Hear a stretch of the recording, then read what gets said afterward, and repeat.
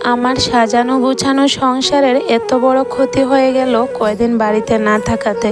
কেন এই কথাটা বললাম, তোমরা পুরো ব্লগটার সাথে থেকো, তাহলে অবশ্যই বুঝতে পারবে।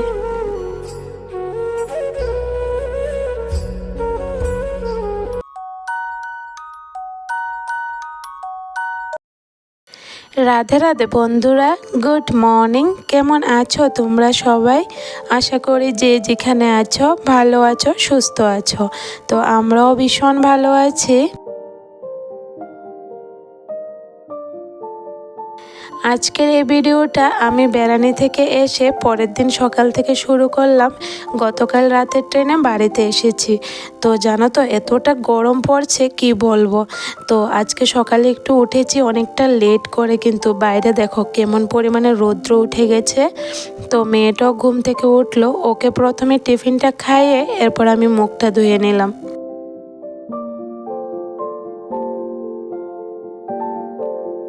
খুব তাড়াহুড়ো করে কাজগুলি করছি জানো তো। আজকে না ছেলেটার রেজাল্ট দিবে, তার জন্য আমি গতকাল রাতের ট্রেনে বাড়িতে এসেছি, না হলে কিন্তু আরও কয়েকটা দিন থেকে আসতে পারতাম। তো এসে পড়লাম, ওর রেজাল্টটা নিতে হবে। আর ওর পাপারও না এখন ছুটি নেই, একটু অফিসে কাজের চাপ পড়ে গেছে। যদি ওর পাপা আসতে পারতো তাহলে কিন্তু আমি আরও কয়েকটা দিন থেকে আসতাম। তো এসে পড়লাম গতকাল রাতের ট্রেনে, মনটা ভীষণ খারাপ লাগছে।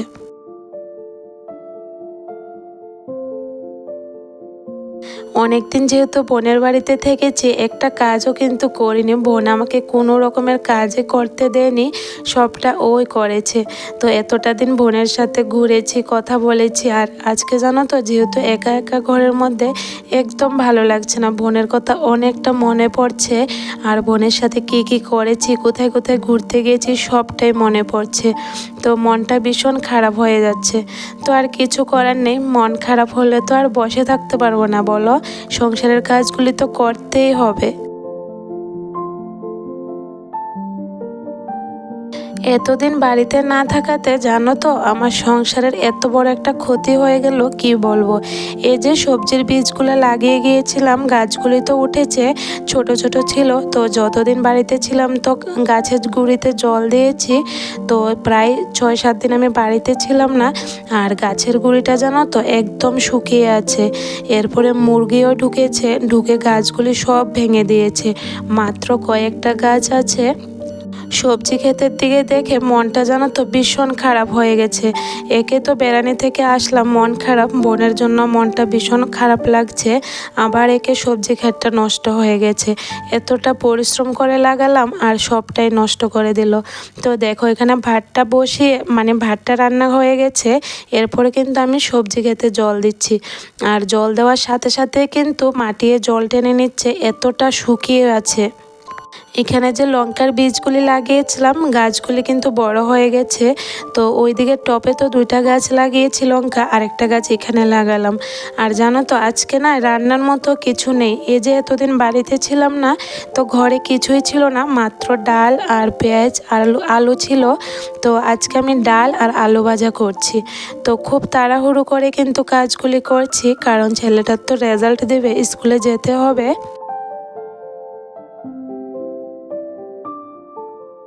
সংসার থেকে আমরা হাউসওয়াইফরা যদি কয়েকটা দিনের জন্য কোথাও বেড়াতে যাই, তাহলে দেখবে আমাদের সাজানো গোছানো সংসারটার কিন্তু অনেকটা ক্ষতি হয়ে যায়। এই যে সবজি ক্ষেতটা ক্ষতি হয়ে গেল, আমার একদম ভালো লাগছে না। গাছগুলি একটু বড় বড় হয়েছে, এরপরে কিন্তু নষ্ট হয়ে গেল। এই যে পাড়ার মধ্যে মুরগি থাকে, আর মুরগিরা এসে জানো তো গাছগুলি ভেঙে দিয়েছে। আর মাটিটাও অনেক শুকনো হয়ে আছে, এতটা দিন জল পায়নি। আর দেখোই তো এখন কিন্তু অনেকটা পরিমাণে রৌদ্র উঠে গরম পড়ে। তো প্রতিদিন যদি গাছের গুঁড়িতে জল না দিই, গাছগুলি কিন্তু টিকবে না। এখন যে কটা গাছ আছে এ কটা গাছের গুঁড়িতে আমি জল দিয়ে আসলাম। তারপর এখানে ঘরটা আমি ঝাড়ু দিয়ে দিচ্ছি ভালো করে। আর জানো তো এতদিন যে বাড়িতে ছিলাম না, ঘর না এতটা ময়লা হয়ে আছে কি বলবো। দেখো কতগুলা ময়লা বের হয়েছে। তো খুব তাড়াহুড়ো করে ঝাড় দিচ্ছি, পরে আবার ভালোভাবে ঝাড় দিব, কারণ স্কুলে তো যেতে হবে।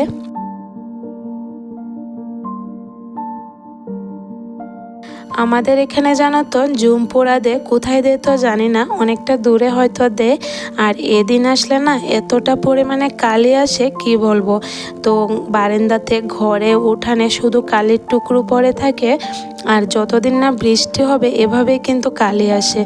যখন বৃষ্টি হয় এরপরে কিন্তু আর আসবে না।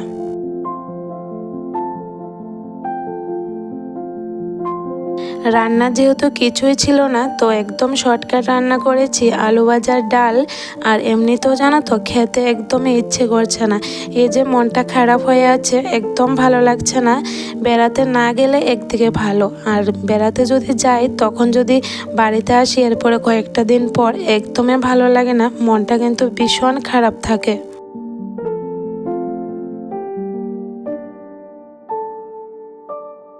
আজকে শনিবার, তো ছেলেটার রেজাল্টের জন্য যাব 11:30-12টার দিকে। তো ভেবেছিলাম রেজাল্টটা নিয়ে একবারে বাজার করে নিয়ে আসব। আর বাজারে যখন নামলাম দেখলাম এত পরিমাণে রৌদ্র উঠেছে কি বলবো। আমি কিছুতেই বাজার করতে পারছি না, মাথা ঘুরছে। তো অনেকটা সময় দাঁড়ালাম বাজার করব বলে, এরপরে না কিছুতেই পারছি না। তো আর কি চলে আসলাম বাড়িতে, ভাবলাম বিকেলবেলা যাব আবার বাজারে।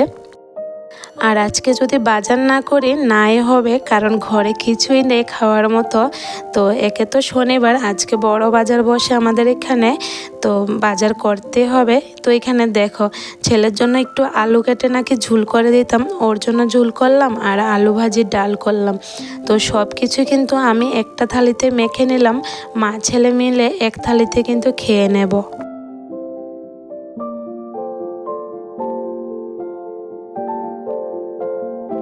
বিকেলবেলা আর কিছু তোমাদের সাথে শেয়ার করলাম না, চলে গেলাম বাজারে।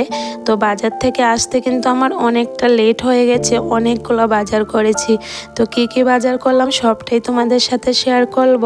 তো এর আগে দুধটা জালে বসিয়ে দিলাম, মেয়েটাকে টিফিন খাওয়াতে হবে। তো দুধটা জাল হতে হতে এদিকে দেখো বাজারগুলি গুছিয়ে নেব। তো এক ব্যাগ বাজার করেছি, জানো তো আমি আলগি দিয়ে পারছি না, হাতে এতটা ব্যথা করছে কি বলবো। আর অনেকগুলো মিষ্টি কুমড়ো এনেছি।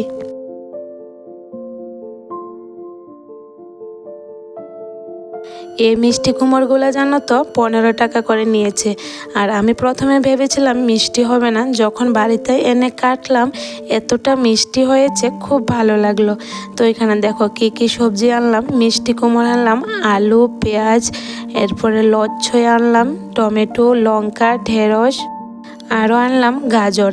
আর ডিমের একটা পাতা আনলাম, কারণ আমাদের ঘরে ডিমটা কিন্তু বেশিই লাগে, কারণ সকালবেলা সিদ্ধ খেতে হয়। এরপরে মানে সব সময় আমরা ডিমটা খেতে পছন্দ করি।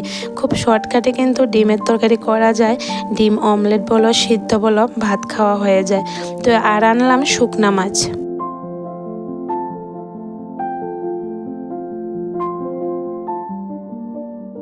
সব কটা বাজার ভালো করে গুছিয়ে নিচ্ছি। তো রাতে ভেবেছিলাম রান্না করব, তবে আজকে আর রান্না করব না। আমাদের বাড়ির পাশে একটা কালী মন্দির আছে, এখানে শনি পূজা দেবে, অনেকটা বড় করে শনি পূজা করছে। তো পূজাতে যাব, আর রান্না করব না। তো এদিকে দেখো সবজিগুলো গুছিয়ে নিলাম, এরপরে ফ্রিজের অবস্থাটা দেখো একদম কালো কালো হয়ে রয়েছে। আর এই ঢাকনাগুলো না আমি খুলতে পারি না। বাবার পাপা যখন বাড়িতে আসে ওই খুলে দেয়। তো যখন বাড়িতে আসবো ওকে বলবো খুলে দিতে, তখন মুছে নেব ভালো করে। তো যতটুকু হাত দিয়ে পারছি ফ্রিজটাকে পরিষ্কার করে নিচ্ছি। বাড়িতে না থাকলে যে এত কাজ বেড়ে যায় কি বলবো। সব কিছু নোংরা হয়ে আছে, কোনটা পরিষ্কার করব কিছু ভেবে উঠতে পারছি না। ফ্রিজ পরিষ্কার করা থেকে শুরু করে রান্নাঘর, বড় ঘর, সব কয়টা নোংরা হয়ে রয়েছে। একে তো বেড়ানি থেকে এসেছি, কাজ করতে ইচ্ছে করছে না, আর একে সব কটা নোংরা হয়ে রয়েছে। তো এখন যেহেতু সবজিগুলা গুছাবো, ভাবছি ফ্রিজটা আগে পরিষ্কার করে নিই, এরপরে সবজিগুলা গুছিয়ে রাখি।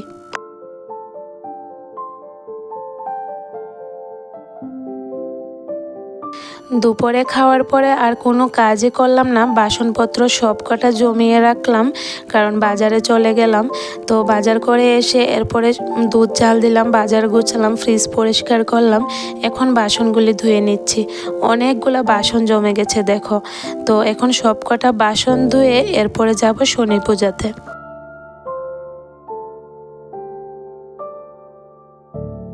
আচ্ছা বন্ধুরা, আমি যে এতদিন ভিডিও শেয়ার করতে পারিনি তোমাদের সাথে, তোমরা আমাকে ভুলে যাওনি তো? প্লিজ বন্ধুরা, আমাকে ভুলে যেও না, আমার পাশে থেকো। কারণ তোমাদের সাপোর্ট আর ভালোবাসা থাকলে কিন্তু আমি একটু একটু করে এগোতে পারবো। এখন থেকে কিন্তু আমি প্রতিদিন তোমাদের সাথে ভিডিও শেয়ার করব। আর আমার অনেক বন্ধুরা কিন্তু অনেক মিস করেছো আমি যে ভিডিও শেয়ার করতে পারিনি। আর আমারও জানো তো মনটা ভীষণ খারাপ ছিল। একদিকে তো বেড়াচ্ছি কিন্তু মনটা খারাপ, এই যে আমার বন্ধুদের সাথে আমি কিছুই শেয়ার করতে পারছি না, মনটা একদমই ভালো লাগছিল না। তো চলো বন্ধুরা, আজকের ভিডিওটা আমি এখানে শেষ করি। সবাই ভালো থেকো, সুস্থ থেকো। Good night.